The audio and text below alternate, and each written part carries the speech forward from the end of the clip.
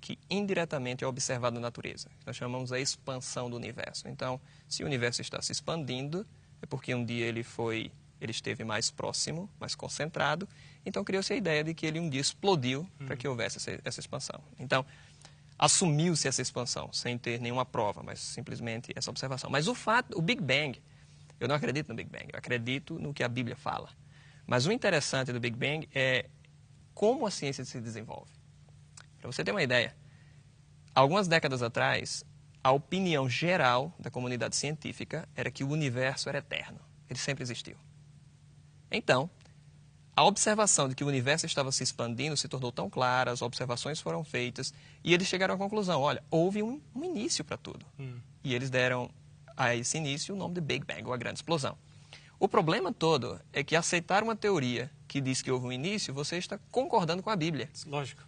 E houve um grande debate, houve uma grande briga realmente entre cientistas, porque eles diziam, não queremos essa história do Big Bang, porque vai concordar com o que a Bíblia diz, que a Bíblia diz, no princípio criou Deus. Então, a própria teoria do Big Bang, ela tenta se aproximar um pouco do relato bíblico. Nós não concordamos com o período de tempo, nem a maneira que foi criado, mas uma coisa é certa, o que o Big Bang está expondo, de certa forma, concorda com a Bíblia, porque diz que houve um princípio para tudo. Um dia, os cientistas vão desenvolvendo os seus conhecimentos e vão chegar ao conhecimento completo que a Bíblia traz, que é a questão de quando foi isso criado, quem criou, como criou. Então, vai demorar um pouco de tempo, da maneira que eles estão querendo investigar, mas eles vão chegar lá, eu creio. Então, a matéria ou existiu sempre ou teve que começar, ter um princípio. Se ela existiu sempre, então os cientistas, estão dando ao universo uma característica que eu dou a Deus, que é de ser eterno. Então, isso você só pode ter pela fé. Lógico. Se houve um princípio, tem que concordar com o que a Bíblia diz. Interessante. Então, doutor, você falou algo muito interessante para mim. Você acredita que um dia a ciência vai reconhecer a existência de Deus? Eu creio que sim. Eu gosto muito de uma frase do Robert Jastrow no livro Deus e os Astrônomos, quando ele menciona que para o cientista que tem vivido pela sua fé no poder da razão, a história termina como um sonho ruim. Ele escalou as montanhas da ignorância, está para conquistar o mais alto pico, quando vence a última rocha, é saudado por um grupo de teólogos que estavam já no cume por séculos. Eu acho isso muito interessante, porque eu não tenho dúvidas de que um dia a ciência irá se aproximar cada vez mais do relato bíblico. Porque se você parar para pensar um momento, uma explosão, que em primeiro lugar vem do nada, ou seja, nada explodir, já é algo estranho. Lógico. E essa mesma explosão que veio do nada, conseguiu gerar toda a complexidade, toda a matéria e tudo que temos aqui, né? Ninguém acreditaria que uma explosão num junkyard geraria um Boeing 747. Lógico. Então, para se fabricar um Boeing 747, um avião, é preciso muita tecnologia, engenheiros com conhecimento profundo para trabalhar e conseguir desenvolver aquilo, olhando nos mínimos detalhes. Agora, eu tenho que dizer algo, que um Boeing 747, um avião, ele é milhares de vezes mais simples do que uma única célula. Então, como é que eu poderia crer que essas células vieram por acaso? Então, é um absurdo. Então, dentro do ramo científico, a opção que Deus é criador é considerada como uma opção lógica? Na minha opinião, sim. E na opinião de muitos cientistas. Há muitos cientistas que creem que Deus existe e há várias teorias e vários grupos. A grande questão é que esses mesmos cientistas que creem, eles não têm todo o apoio da mídia, como os evolucionistas têm, como os naturalistas têm. Estes que vêm desde o tempo do iluminismo, tendo toda a liberdade de falar. E, como eu te disse, virou moda ser ateu, virou moda criticar a Bíblia e duvidar da Bíblia. Interessante. E os homens, nós chamamos em inglês de cavemen, os homens das cavernas, o que a ciência fala com respeito a isso? Isso é muito interessante. Na verdade, Bill, os homens da caverna ainda existem.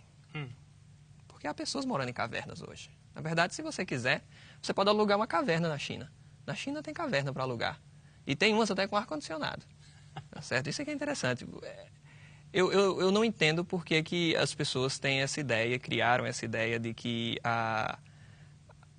os homens das cavernas eram estranhos ou diferentes do de hoje, né? Mas Isso, a própria Bíblia fala de homens das cavernas. Há 2 textos na Bíblia que mostram claramente. Jó, capítulo 30, versículos 5 e 6, menciona sobre homens morando em cavernas. E o próprio rei Davi morou por um certo período de tempo numa caverna, como está escrito em 1 Samuel 24, verso 3. Nós vemos, às vezes, aqueles desenhos que eles mostram, os homens da caverna, tem meio que assim, com as aparências meio de macaco, o crânio todo assim, meio deformado.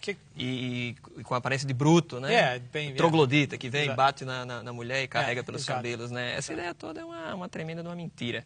E o interessante é que... Porque ninguém nunca encontrou um fóssil de um homem das cavernas agarrando nos cabelos da sua esposa e arrastando para a caverna. Nós nunca encontramos isso. E o mais interessante é que todos os achados arqueológicos mostram o contrário. Nós encontramos... Mostram o contrário. O contrário disso. Mostram pessoas que sabiam fabricar flautas. Você sabe fabricar uma flauta? Eu não. Pois eles sabiam tocar flauta. Mas nós temos a flauta do Neandertal, com as distâncias entre os furos precisamente colocadas. Sabiam fabricar tintas a partir de elementos naturais. Sabiam pintar, sabiam caçar, sabiam fabricar instrumentos de caça. A única questão é que eles escolheram cavernas para morar. E aí surgiu toda essa ideia, tá certo? Mas eles eram pessoas normais que viviam em cavernas. Como é que se explica... Perguntas que o pessoal faz, né? Como se explica que nós compartilhamos 95% dos nossos genes com o macaco? É interessante esse fato que, na verdade, nós compartilhamos altíssimas percentagens do nosso código genético com plantas também, certo? Com banana, com espiga de milho. E ninguém aqui tem um braço parecido com uma espiga de milho ou coisa assim. A grande questão é, se somos tão parecidos ou se estamos geneticamente tão próximos do macaco, por que somos tão diferentes? E, na minha opinião, isso não é problema nenhum, compartilhar genes, né, ou código genético com outros animais. Porque qualquer artista, ele deixa sua marca na sua obra. E nós conseguimos diferenciar ou reconhecer a obra de um determinado artista por um traço que ele deixa. E Deus, como o maior de todos os artistas, ele poderia ter feito o mesmo. Agora, um fato interessante com relação aos homens da caverna que eu gostaria, ou com os esqueletos que são encontrados e tudo isso, é o fato de que nós só encontramos fragmentos. Então, nunca foi encontrado um esqueleto inteiro desses homens de caverna meio... Não, são sempre fragmentos e todo como eu diria, todo o desenho artístico que é feito, ele é baseado em suposições. Não apenas em ciência pura, mas em suposições, em imaginação. Você já ouviu falar do homem de Nebraska? Já.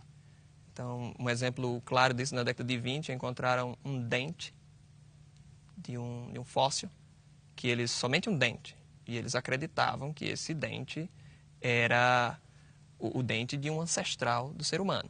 E baseado em um dente, eles fizeram todo o desenho daquela criatura, da esposa e até dos animais. Então, baseado em um dente, isso é muita criatividade. Mas o pior de tudo é que depois desse desenho ter sido feito, da ideia ter se propagado, de várias pessoas passarem a crer que aquele realmente era um ancestral da raça humana, que havia sido encontrado o elo perdido ou o ancestral da raça humana, várias pessoas provavelmente deixaram de crer em Deus com aquele achado. Lógico. Mas alguns anos se passaram até que vários estudos foram feitos em cima daquele dente e descobriram que se tratava de um dente de um porco que já estava extinto. É interessante mas quando acontecem essas coisas, parece que o mundo científico não é tão assim agressivo em corrigir esses erros.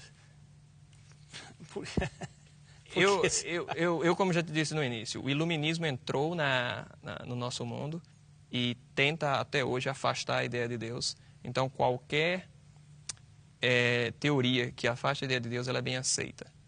Obviamente que com o tempo, a própria ciência, ela acaba descartando as más teorias.